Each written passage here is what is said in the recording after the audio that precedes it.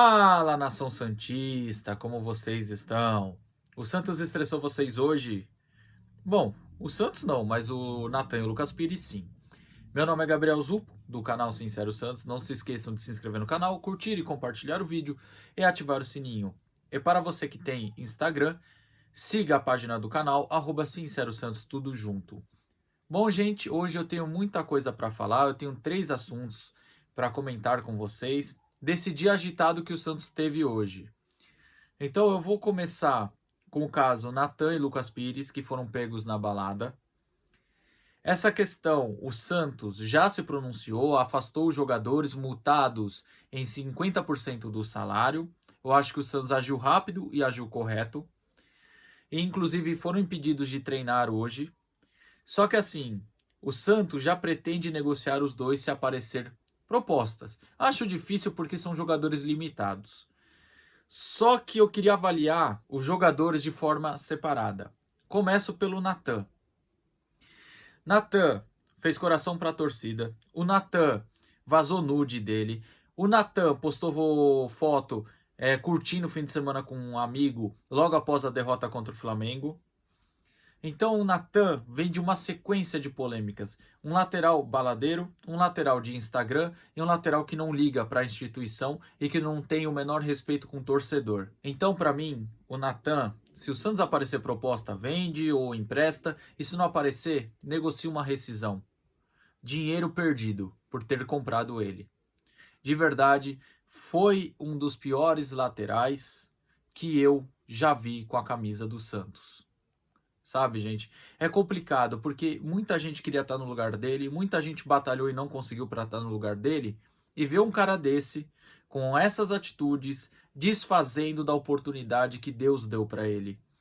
Quantas pessoas não aceitariam jogar no Santos pela metade do salário, ou até menos que a metade do salário do Natan, e entregariam mais, pelo menos no quesito vontade.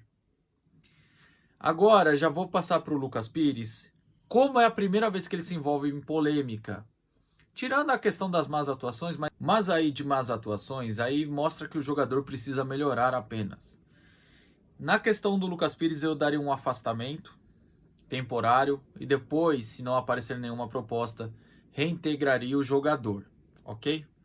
Por causa de ser a primeira vez. Agora o Natan, como eu falei, vem numa sequência de polêmicas. Então, para finalizar o Lucas Pires, eu queria só falar, que decepção que você se tornou, cara.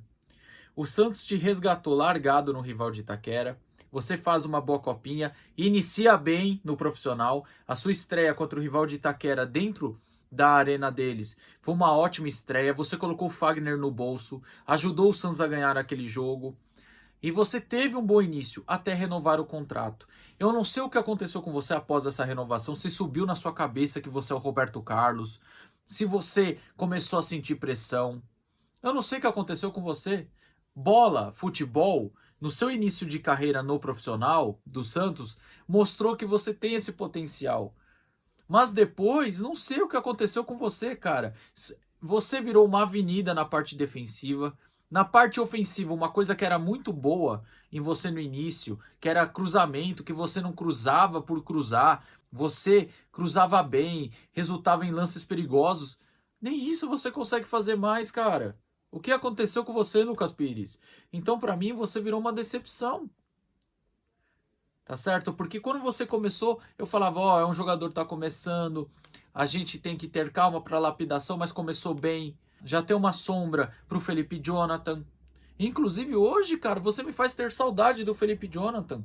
Quando ele se lesionou contra o Audax pela Sul-Americana, eu fiquei desesperado. Mas enfim, no seu caso, Lucas Pires, é afastamento por um tempo. Se não aparecer proposta, vai ser reintegrado, tá bom? Essa opinião, por causa que é a primeira vez dele. No Natan tem uma certa sequência. Eu tenho um pensamento do que eu acho justo e para mim o justo seria esse. Também vazou no vídeo muitos torcedores cobrando onde está o Ângelo. Como não tem filmagem, como não tem nada, eu não vou chegar aqui para vocês e falar, então o Ângelo não estava lá. Se for confirmado alguma coisa que o Ângelo estava lá, mesma coisa do Lucas Pires, afastamento por um tempo e multa no salário, mesmo que isso prejudique uma negociação futura, ok?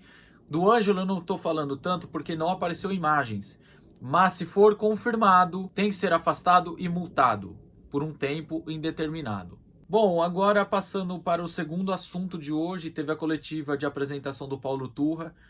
Eu gostei de muitas coisas que ele falou, só uma coisa que eu não gostei, mas é uma coisa que faz sentido, tá bom, gente? A gente tem que separar o que faz sentido e o que a gente gosta ou não. O que eu mais gostei foi na questão das palavras que ele usou: competir, intensidade e emergência. Na questão de competição e intensidade, ele falou uma coisa bem verdade, que se hoje você não tem isso, não adianta ter os melhores jogadores do mundo. E na questão de emergência é pela situação que o Santos vive. Gostei dele ter falado, primeiro vamos escapar dessa zona incômoda para depois pensar em outros objetivos. Muito bom, mostra que já vem com senso de emergência. Agora, uma coisa que eu adorei, nos dias que o Santos jogar em casa à noite, pode ter treino de manhã para todos os jogadores. Acho isso legal. Para mim, que é formado em educação física, eu sei que vai vir muitas pessoas perguntando, mas não pode ocorrer lesão? Cara, o que não pode fazer é ele fazer um treino muito intenso de manhã para um jogo à noite.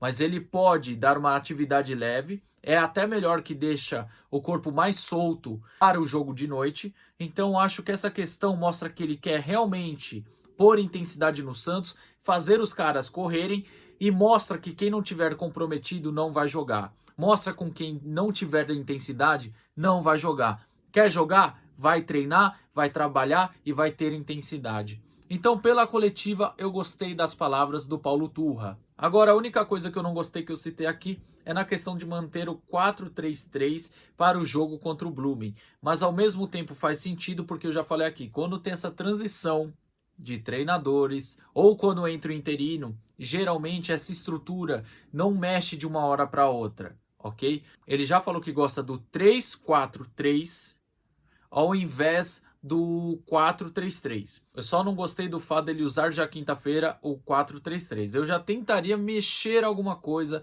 na escalação.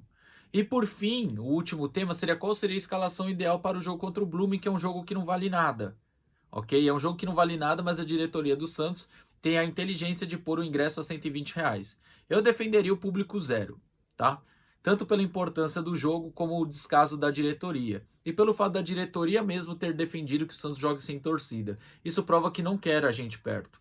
Mas enfim, juntando já as palavras do Turra em relação ao jogo do Blooming, que já junta o segundo assunto desse vídeo com o terceiro, o Santos provavelmente vai jogar no 4-3-3, mas eu faria uma escalação bem diferente. Qual seria a minha escalação? Qual seria o time ideal contra o Blooming?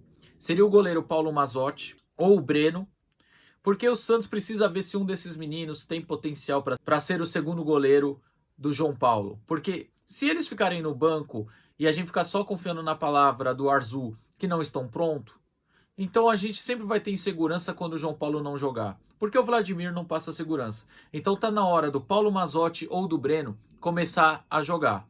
Na lateral direita, o Cadu. E na lateral esquerda, o Kevson. A gente precisa ver se esses garotos correspondem no profissional, porque as laterais estão caóticas. A dupla de zaga vai ter que ser Luiz Felipe e Alex, porque não tem outros. E o meio-campo, eu mudaria totalmente. Eu deixaria o Sandri para recuperar ritmo. Ao lado dele, o Ivonei. E como meia, Ed Carlos ou talvez até o Miguelito. E também com uma chance do Daniel Ruiz jogar como meia, porque ele é meia e não ponta esquerda. Já no ataque, deixaria Patati, Fernandinho e David Washington. Então você vê que é um time só de moleque. Então a minha defesa de jogar só essa molecada na quinta-feira é para que force os treinos para o jogo importante da semana, que é no fim de semana. Porque se o time principal jogar em cidade do treino, vai ter que ser mais baixa para eles. Então pega essa molecada, põe para jogo.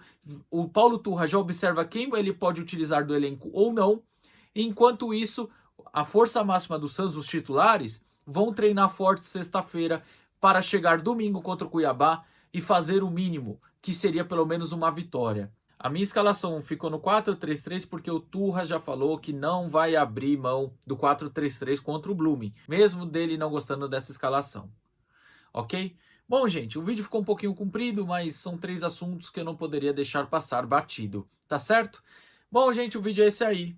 Tomara que você tenha gostado. Tamo junto, até a próxima e sempre Santos.